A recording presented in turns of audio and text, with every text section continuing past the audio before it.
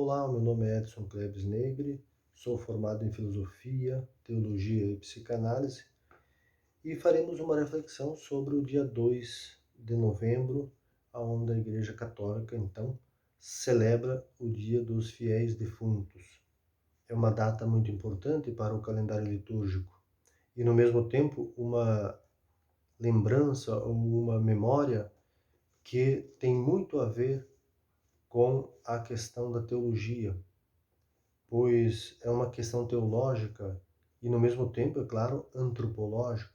Antropológica quando nós falamos do ser humano e uma questão teológica quando então nós entramos no mundo religioso.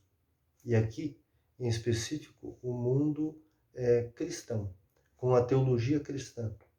Que ideia ou que compreensão ela tem sobre a finitude humana? E uma das áreas que nós podemos trazer para nos ajudar nesta reflexão, neste pensamento, é a fenomenologia da morte, juntamente com uma disciplina teológica que se chama escatologia, que mais para frente nós veremos o que significa essa escatologia, onde nós todos nos confrontamos com esta realidade finita, com esta realidade de morte.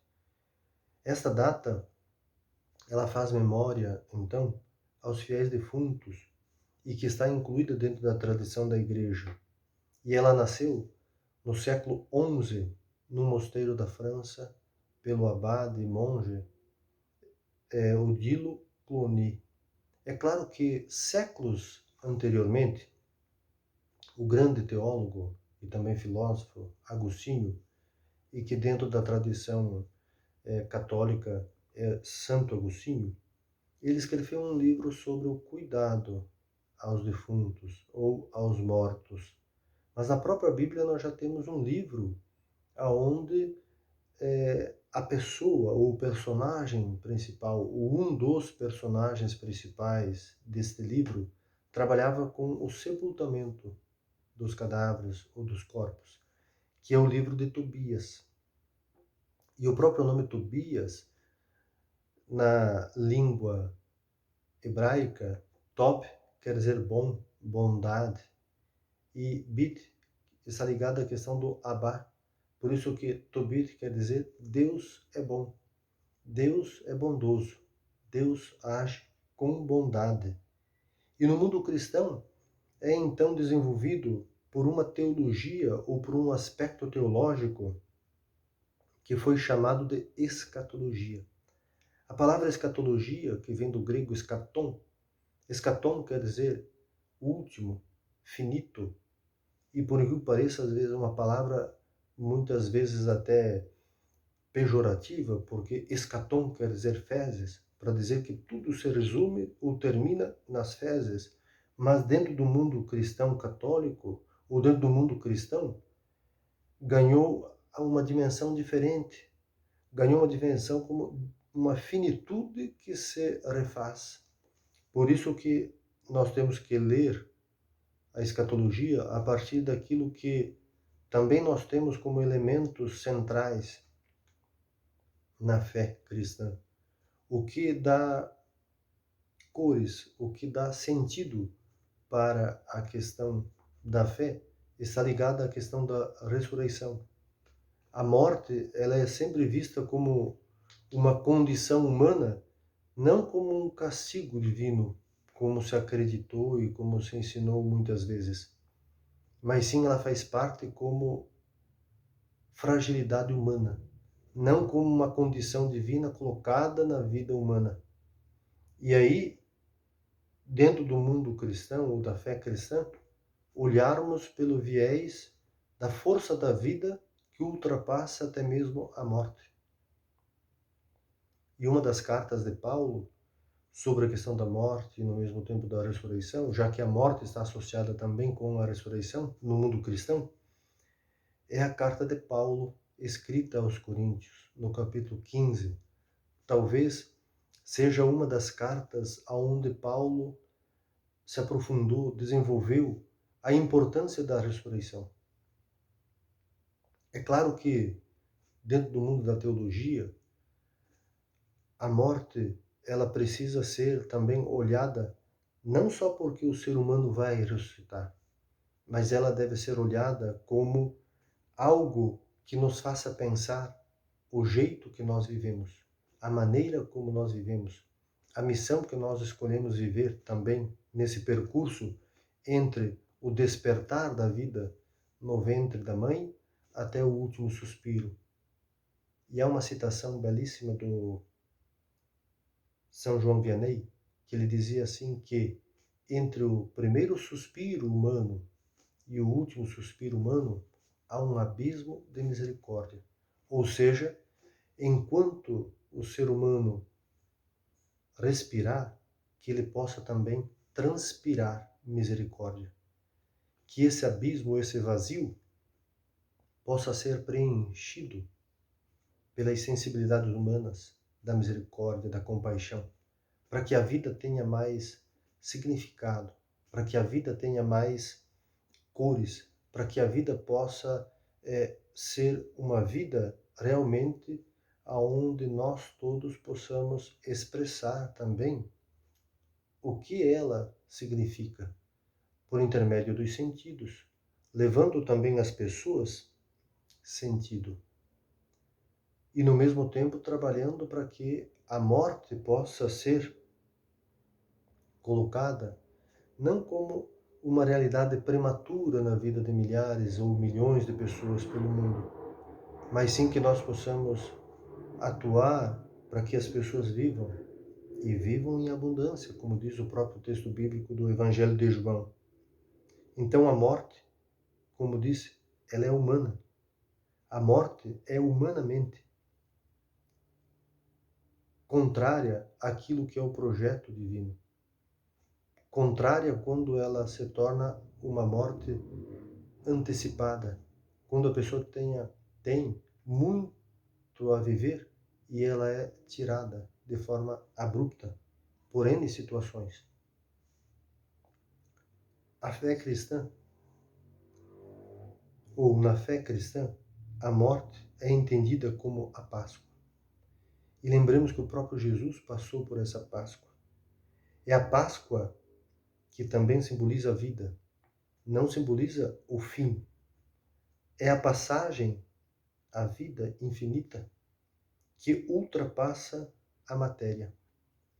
O filósofo e teólogo também argentino e mexicano, Henrique Dussel, diz que a encarnação como morte da morte. O Henrique Dussel é um dos grandes teólogos aqui da América Latina. E é interessante essa palavra quando ele coloca encarnação, porque os evangelhos, eles são colocados a partir da ressurreição de Jesus, ou paixão, morte e ressurreição de Jesus para o início da vida. Então associa-se a encarnação também com a ressurreição. E a vida é um processo contínuo de ressuscitar. É a arte contínua de ressuscitar. E aí nós encontramos na Bíblia um dos encontros de Jesus diante da finitude humana, que é com o seu amigo Lázaro. Lázaro, segundo diz João, é o único texto que nós vamos encontrar que fala sobre a ressurreição de Lázaro, amigo de Jesus. Em João, Evangelho de João, capítulo 11. Mas a ressurreição nós temos que entender como algo que não foi a morte no sentido física. Por mais que a morte de Lázaro ali, ela simbolize a fragilidade humana, as debilidades humanas. Porque se Lázaro tivesse morrido, ele não poderia ficar habitando, ou caminhando, ou vivendo, ou convivendo junto conosco, ou junto com as pessoas daquela época, carne e osso, como o texto mostra. Temos que entender aquela ressurreição como uma ressignificação da vida, pois ele estava com lepra. E os leprosos naquela época eram vistos como pessoas mortas-vivas. A sociedade excluía, a sociedade não aceitava, porque essas pessoas eram vistas também como impuras e por isso eram rejeitadas. Mas Jesus inclui, Jesus traz de volta. As pessoas que eram mortas-vivas agora são reincluídas para o mundo da vida, são aceitas com dignidade, são aceitas com amorosidade, são aceitas com compaixão. Teologicamente, a ressurreição está além da morte. Não se reflete e nem se pensa a morte como algo fora da vida. Somente é possível pensar sobre a morte vivendo. O morto não pode mais pensar sobre a morte. Por isso que a morte do outro ou da outra é um convite para que nós reflitamos sobre a nossa própria morte, sobre a nossa finitude e como nós podemos melhorar, como que nós podemos viver de uma forma mais flexível, mais amável, mais misericordiosa. Pois assim que a potência da vida surge e se desenvolve no ventre materno, a morte aparece também. Há teólogos que dizem que, assim que começamos a nascer, já começamos também a morrer. É interessante essa questão. É uma questão teológica, filosófica, antropológica, biológica, fisiológica. Assim que surgimos no ventre da mãe com a vida, a morte também está ali embutida junto. Elas se misturam. A vida e a morte se misturam. Por mais que tentemos recusar, encobrir, esconder, escapar, ela é real. Ela é uma realidade. Por isso, para a vida, é importante que ela esteja para além da morte. Não é fugir, mas repensar a vida de todos hoje. Mais ainda, temos que pensar a vida na amplitude ecológica. Sabemos, na atualidade, que pensar na vida não é pensar somente na vida humana, mas sim em todos os jeitos ou todas as espécies, podemos dizer assim. Pois lembremos da Casa Comum, encíclica do Papa Francisco, e no mesmo tempo lembremos dos primeiros capítulos do livro do Gênesis, que é o início da Bíblia, quando nós temos a teologia da criação. Todos são importantes. A ecologia é importante, pois na teologia da criação, cada um, cada uma vive, convive, sobrevive e ajuda para que o outro possa viver. Muitas vezes nós sabemos sem saber, mas uns estão ligados, interligados com o outro. Vivemos neste mesmo espírito e por este mesmo espírito que habita a vida finita de cada ser. Para termos esta prática, precisamos de uma esperança para além da esperança. São Francisco de Assis, um dos primeiros a chamar a morte de irmã. É claro que a missão da fé cristã é contribuir com a sociedade, com o mundo e com a humanidade a viver melhor. A que a vida possa ser vivida na sua plenitude, na sua abundância. Milhares de pessoas morrem ou chegam ao fim da vida ainda na fase inicial, infantil, na adolescência, na juventude. O triste é nós sabermos que este findar da vida foi posto ou foi imposto por sistemas inventados pelo próprio ser humano, que prefere ver muitas vezes o lucro do que a vida. Ele não gera, não protege e não cultiva a vida, pois o convite de cada ser humano, assim como nós temos na metáfora da vida de Adão e Eva, nós somos convidados para cultivar o jardim. E nesse jardim há uma pluralidade de seres. O ensinamento de Jesus é para a vida e o viver. Retornar aos evangelhos é voltar à essência, é voltar à luz inicial da nossa existência, para viver mais. E viver mais não é em quantidade de anos, mas sim em profundidade, é em laços, é em vínculos, aonde todos nós podemos nos sentir irmanados pelo mesmo Espírito Divino, que esteve e está presente no Jesus crucificado, ressuscitado. Crucificado porque ele também foi morto, e foi morto por um sistema humano cruel. Que a morte não chegue em todos nós prematuramente, ou que ela não chegue por meios de sistemas humanos, mas sim que ela chegue de uma forma natural. E que a eternidade que já está presente em cada ser possa nos ajudar a sentir que o ser humano, assim que também surge no ventre materno, ele já é incluído divinamente na eternidade. E nós sabemos que a preocupação, muitas vezes, de muitos e muitos cristãos, também na nossa atualidade, é com a vida eterna.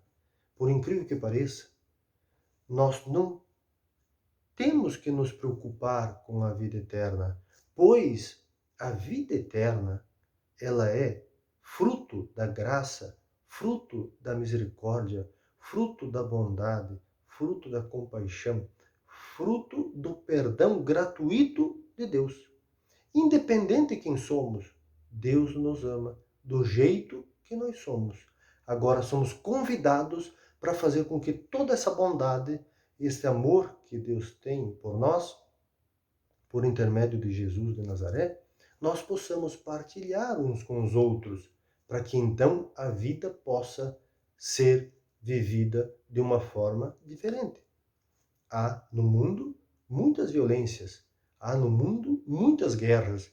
E se nós vamos ver, se nós vamos olhar, todas essas guerras, todas essas mortes, essas violências são praticadas por cristãos. E muitas vezes se justifica o nome de Deus para poder, ou melhor, se usa o nome de Deus para tirar a vida das pessoas. E nós deveríamos usar o nome de Deus para doar a vida às pessoas. Então algo está equivocado, pois se nós usamos o nome de Deus, ou o nome de Jesus, para machucar alguém ou tirar a vida de alguém, nós temos que voltar, retornar aos evangelhos e encontrar ali elementos que me ajudem a passar por um processo de mudança e transformação da minha fé, da minha vida e da minha prática. Pois Jesus viveu, como disse o Pedro, lá na carta dos apóstolos, ou a carta dos Atos dos Apóstolos. E Jesus passou pelo mundo fazendo o bem. Se Jesus, o nosso mestre principal, passou pelo mundo fazendo bem, então todos nós, se nós nos sentimos cristãos e cristãs, temos que passar por esse mundo fazendo bem. E fazer o bem é olhar, cuidar, proteger e fazer com que todos vivam em abundância. E assim a ressurreição já está ressurgindo, já está brilhando, já está atuando dentro de nós.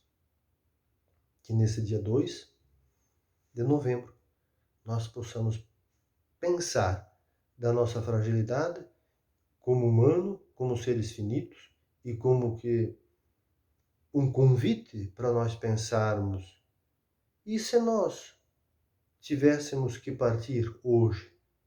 Pois nós não sabemos quando nós partiremos. Que tal hoje, agora, eu já começar a viver de uma forma diferente? Aonde eu passar, que eu possa levar vida. Onde eu passar, que eu possa levar ressurreição. Assim como disse o nosso amigo, querido e amado, São Francisco de Assis. Onde houver ódio, que eu leve o amor. Onde houver ofensa, que eu leve o perdão. Onde houver desespero, que eu leve esperança. Onde houver tristeza, que eu leve a alegria. Onde houver guerras, que eu leve a paz. Onde houver maldade, que eu leve a bondade. onde houver morte, que o leve à vida, que o leve à ressurreição.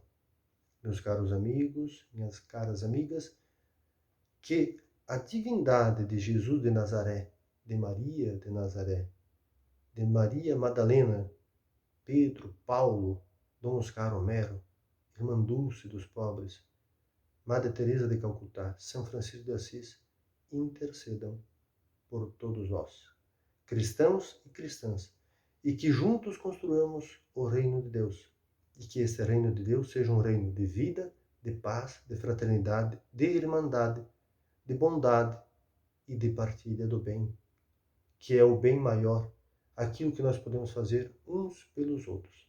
Não nos esquecemos que todos nós somos irmãos e irmãs uns dos outros.